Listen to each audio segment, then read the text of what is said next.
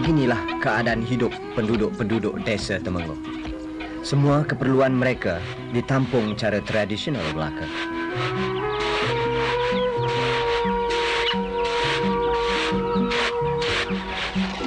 Sesungguhnya, apa benarlah yang boleh mereka harapkan?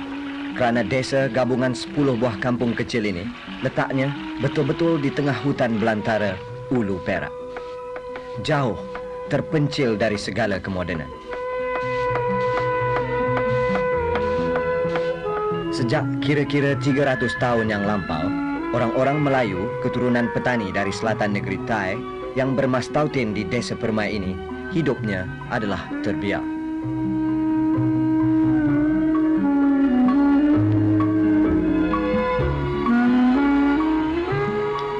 Kemudahan utama bagi mereka membuat hubungan dengan dunia luar hanyalah melalui sungai. Ataupun dengan berjalan kaki saja, ikut lorong-lorong yang digunakan oleh lori balap.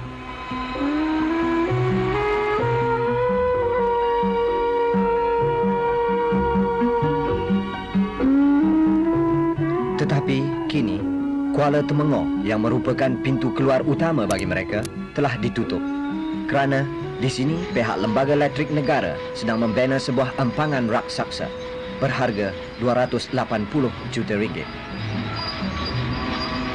Apabila siap sepenuhnya kelak, projek ini dijangka dapat membekalkan 348 megawatt tenaga elektrik. Dan sebaliknya pula, seluruh kawasan di belakang ulu Sungai Perak ini akan tenggelam menjadi tasik, termasuk desa Temenggung sendiri.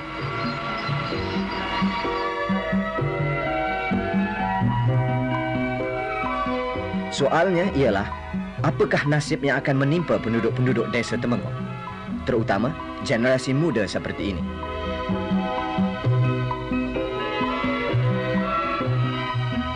Mereka sungguh bertuah. Nasib rakyat yang seumpama inilah yang sangat-sangat diambil berat oleh kerajaan, kerana kerajaan yang ada sekarang adalah dipilih oleh rakyat sendiri.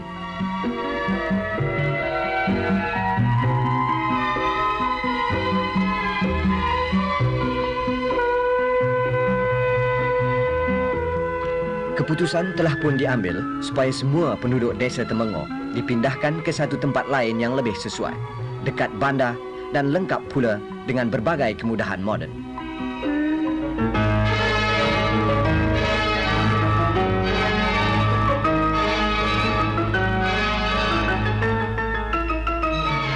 Bagi menyempurnakan gerakan pemindahan penduduk-penduduk Temenggung, 2 jawatan kuasa telah ditubuhkan. Satu di peringkat negeri, merancang, dan satu lagi di peringkat daerah yang bertindak sebagai pelaksana. Kedua-dua jawatan kuasa ini mengadakan mesyuaratnya mengikut keperluan dari masa ke semasa. Di Air Ganda, satu kawasan baru telah dibuka untuk menempatkan semula penduduk-penduduk Temenggung. Tanah tapaknya seluas 3,350 ekar ini disediakan oleh Kerajaan Negeri Perak, dan setiap keluarga yang pindah diberi 10 ekar tanah untuk kebun getah, 2 ekar dusun dan setengah ekar lagi sebagai tapak rumah. Bahkan rumahnya pun telah disediakan, iaitu berharga kira-kira RM7,000.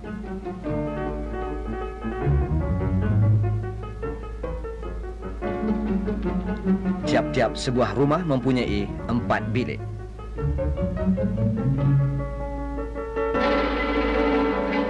Dan dilengkapkan pula dengan bekalan elektrik, air pipe dan lain-lain lagi.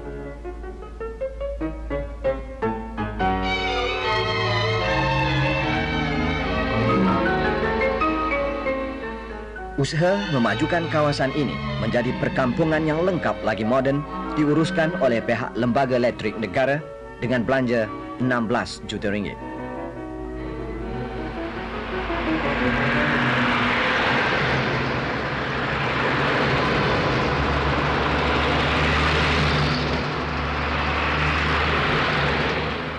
Dalam gerakan pemindahan yang sebenarnya, pihak tentera memainkan peranan yang sungguh penting, terutama dari segi memberi perlindungan keselamatan.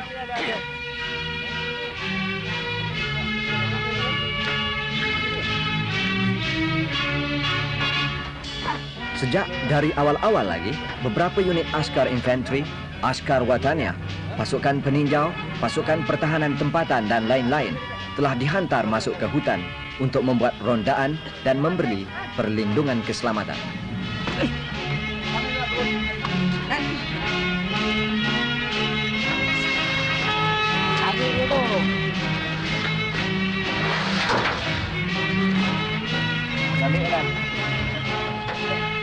Tujuan utamanya ialah supaya seluruh kawasan di sekitar Desa Temengoh bersih dari sebarang musuh atau apa jua anasir yang boleh mengganggu kelancaran gerakan pemindahan ini.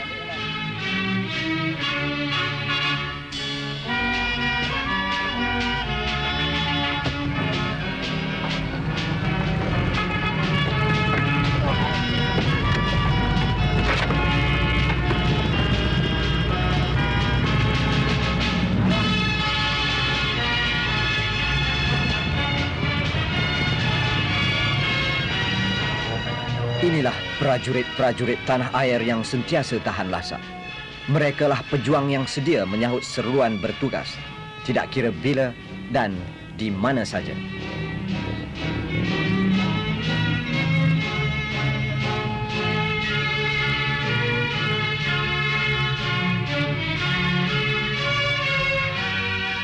Kepada penduduk-penduduk Temengoh, mereka seolah-olah berkata, "Jangan bimbang, kami datang."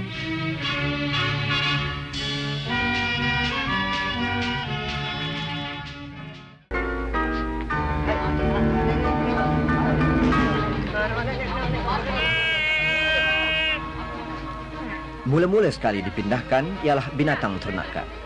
Binatang-binatang ini terpaksa dibawa berjalan kaki mengikut lorong-lorong lori balak sejauh kira-kira 35 batu dari Temengoh sampai ke pengkalan feri Kuala Temin.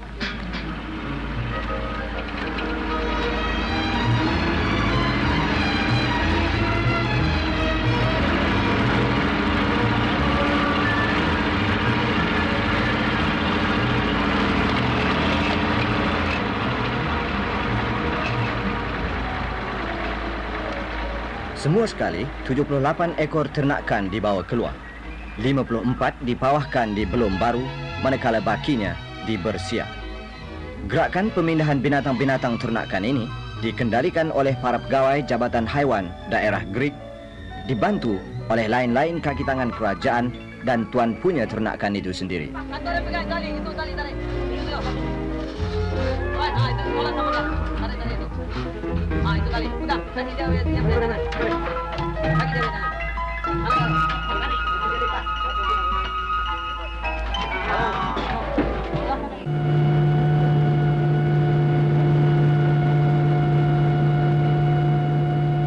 Pegawai pemerintah yang bertanggungjawab sendiri membuat tinjauan dari udara sebelum gerakan yang dipanggil Ops Pindah ini bermula.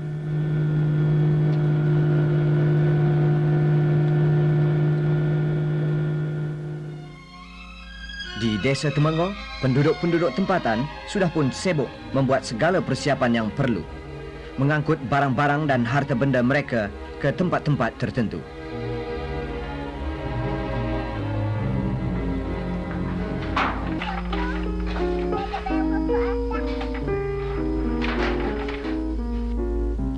Bagi penduduk-penduduk yang rumahnya dekat dan ada jalan yang boleh dimasuki lori, harta benda mereka diangkut terus. Tidak perlu dihimpun di mana-mana lagi.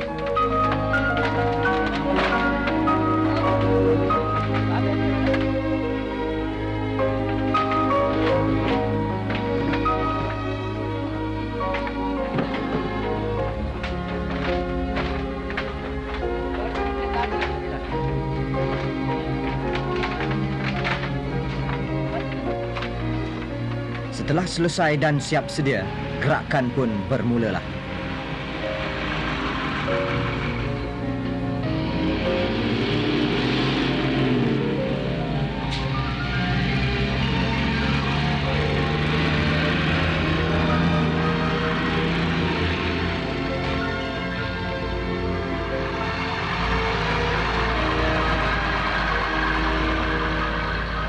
Belas buah lori balak atau santai wong telah disediakan khas untuk membawa barang-barang dan harta benda.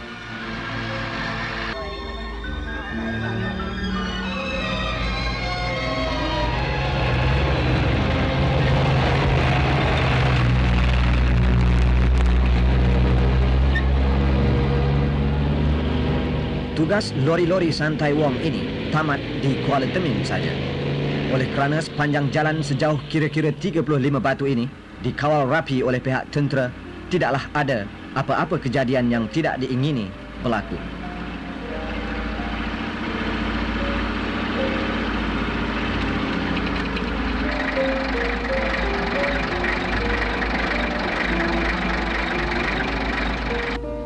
Di pengkalan feri Kuala Temin, soal pengangkutan diambil alih oleh pihak tentera sendiri. Sebanyak 20 buah truk telah disediakan untuk mengangkut barang-barang ini dalam perjalanan seterusnya, iaitu melalui Kampung Rui, Pekan Grik, Air Panas dan sampai ke Air Ganda.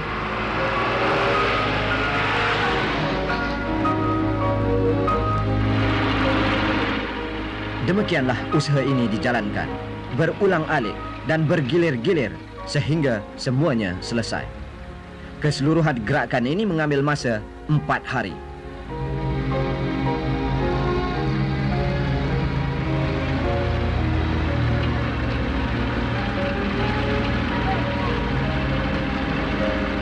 Penerbangan yang pertama daripada lapangan terbang Selangor. Gerakan pemindahan penduduk pula bermula pada pagi-pagi 24 hari bulan Jun. Ialah Siti Sarah binti Khatib. Dijemput dengan segala hormatnya. Dah pergi ya? Yang kedua Rafina binti Mantiam. Rosdina binti Muhammad Kiri. Rosdina binti Muhammad Kiri. Aiti Aminah binti Talib. Siti Aminah binti Talib. Minta maaf. Dijemput dengan segala hormatnya. Terima kasih. Rohani binti Mahmud. Zakira binti Zakira.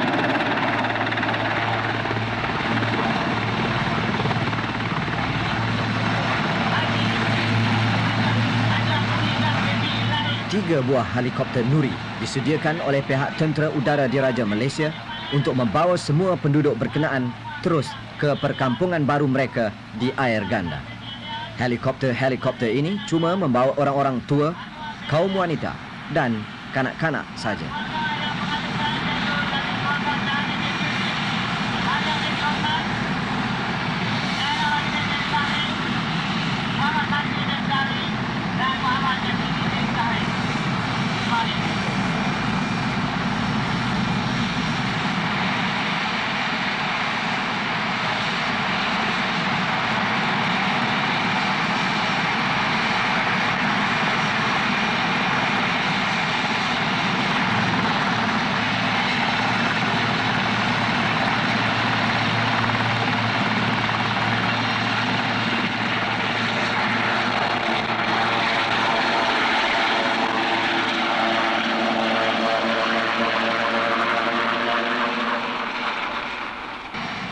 Dua cita yang menggugat rasa jelas benar terbayang di muka.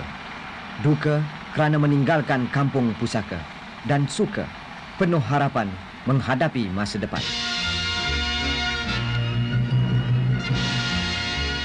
Di perkampungan baru mereka, makanan yang sungguh membuka selera sudah pun disediakan oleh pihak tentera. Semuanya lazat dan berkhasiat belaka.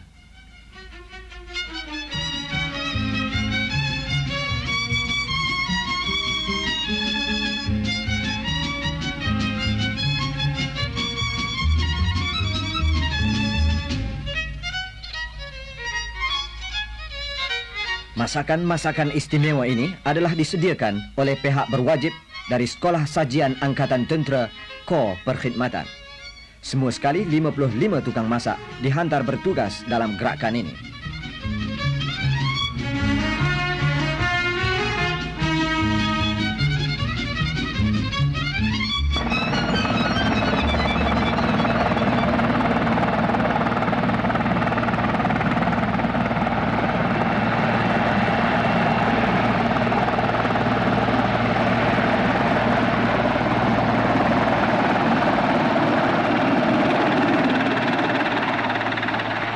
Dan akhirnya saat yang ditunggu-tunggu pun tiba.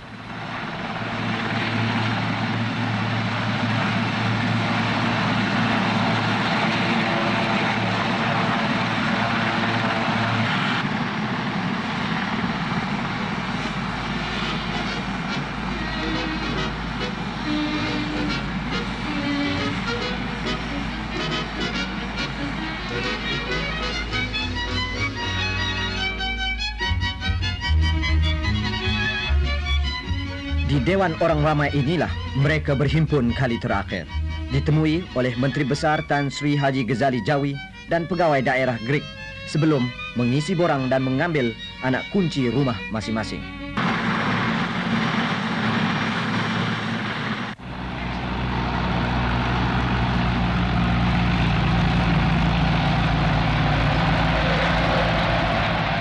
Truk-truk pengangkut barang yang tiba di sini semuanya didaftar dan disemak dengan teliti supaya tidak ada satu pun yang tercicir atau ketinggalan.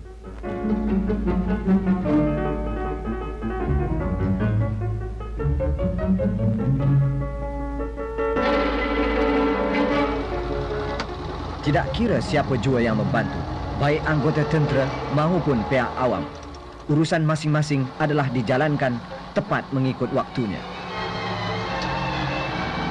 Bagi 124 keluarga penduduk Temenggo yang berpindah ini, jalan berpatah balik tiada lagi. Mereka menyedari hakikat ini sepenuhnya, dan kerana itulah bukan saja harta benda dan barang-barang keperluan hidup dibawa bersama, bahkan merangkum segala kenangan lama. Kubur tempat bersemadi generasi lama keturunan mereka juga telah digali semula dan dipindahkan ke kawasan perkampungan baru ini.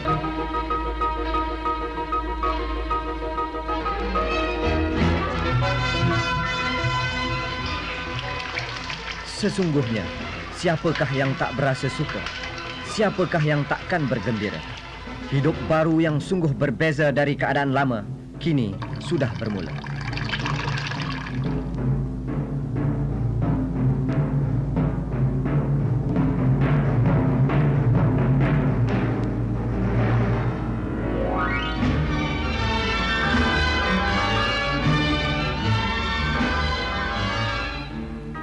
Di tempat baru ini, apa saja kemudahan asas yang diperlukan, semuanya ada.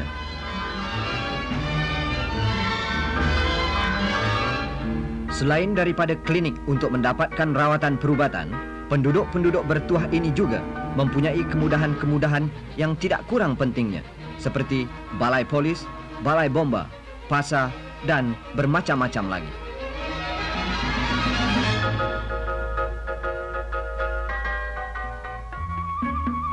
Oleh kerana kesemua penduduk Temenggo yang berpindah ini beragama Islam, memang sudah kenalah masjid diadakan untuk mereka membuat amal ibadat.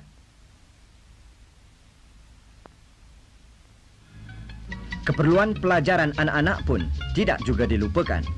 Untuk membolehkan mereka terus belajar, menimba ilmu hingga ke tingkatan yang lebih tinggi, sebuah sekolah yang cukup lengkap telah dibina. Sekolah ini mempunyai 12 bilik darjah.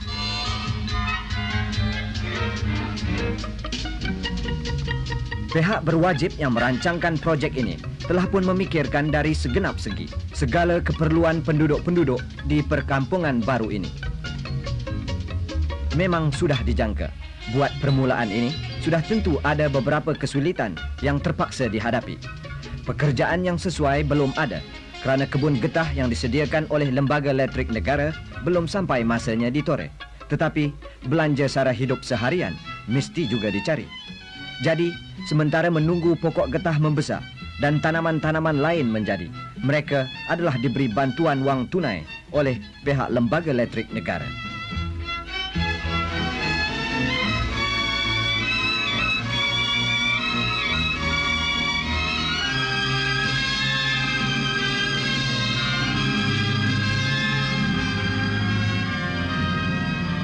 Bantuan yang sekadarnya ini dapatlah juga sedikit sebanyak menampung keperluan mereka buat sementara waktu ini.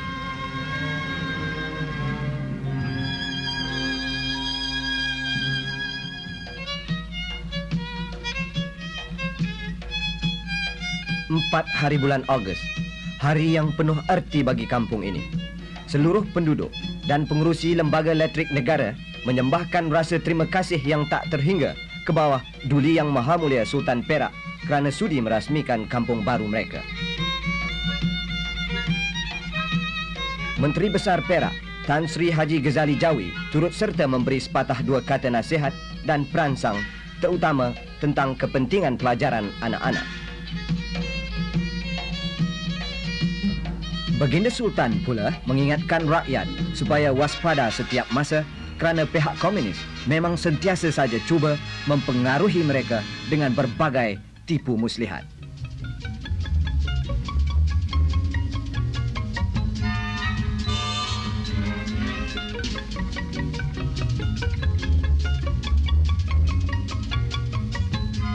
Sempena hari yang bersejarah ini, Baginda juga berkenan menamakan semula kampung ini Kampung Ganda Temenggor.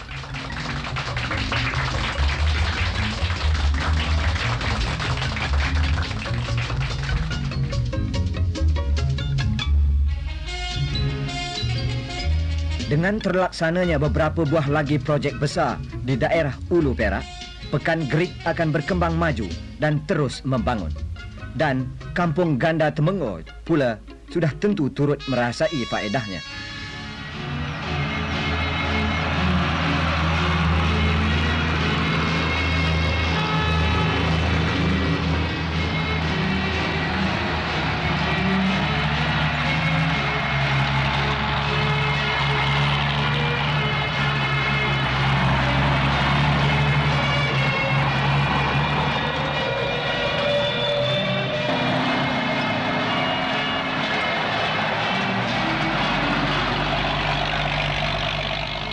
Sesungguhnya, penduduk-penduduk desa Temenggor yang berpindah ke perkampungan baru ini telah membuat satu pengorbanan yang besar artinya kepada keselamatan negara. Tempat asal mereka yang ditinggalkan itu akan tenggelam menjadi tasik. Dan tasik tersebut pula akan digunakan sebagai benteng kokoh yang sukar ditembusi oleh musuh.